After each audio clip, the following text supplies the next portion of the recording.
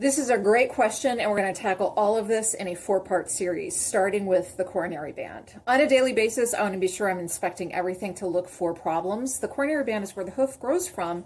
It's also the starting place of quarter cracks. So when you find a wound there, it's really important to address it immediately. I find that having less hair around the coronary band means there's less mud, there's fewer scratches, it's easier to inspect, it's easier to see, and everything can kind of stay on the up and up.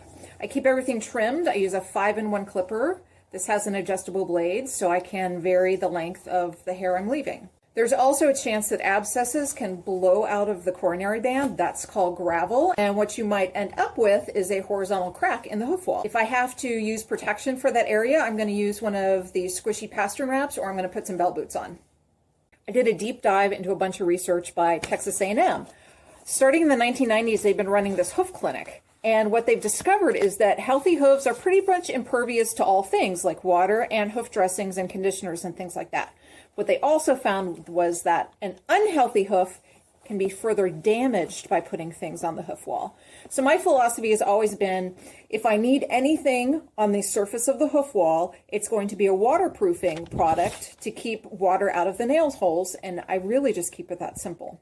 I might also do a antimicrobial soak or some spray-on treatments like Hoof if I'm finding little cracks that might end up as a white line disease.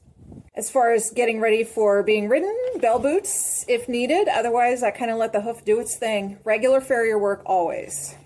Let's talk about the sole, part 3. It's always a good idea to have your vet and farrier get together for a balanced series of x-rays. This will help verify the proper balance in your horse's hoof, but it also gives you clues as to what's going on with his sole. Is it thick or is it thin? If you find that you need to protect your horse's sole with a little extra support, pour-ins, pads, specialty pads are all a good option. You might find that your horse benefits from wearing boots, either being ridden or turned out or both. This is especially important in winter when the ground can freeze and become really unforgiving and a little painful for horses that have thinner soles. You can also talk with your vet and farrier about Venetian turpentine to see if that's an option for your horse to kind of toughen up the sole. I'm always checking on a daily basis for that digital pulse, which might indicate there's a bruise going on, because you can't always see the bruise on the sole. And there you have it, what I do for the bottom.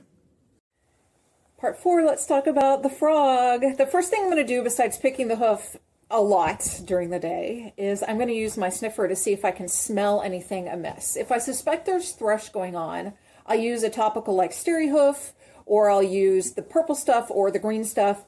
I avoid using bleach and peroxide. These are caustic, and thrush in the hoof is already creating a wound, so you kind of want to treat it with a little bit of care. If after 3 days I have no success in clearing it up, I'm going to call the vet.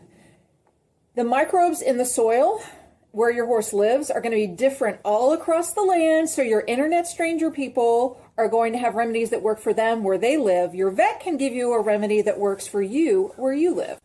As far as protecting the frog, I'm going to let it shed naturally. I'm also going to use some pour-in or some pad situations from the farrier if I feel like that area needs some extra support, especially with frozen ground.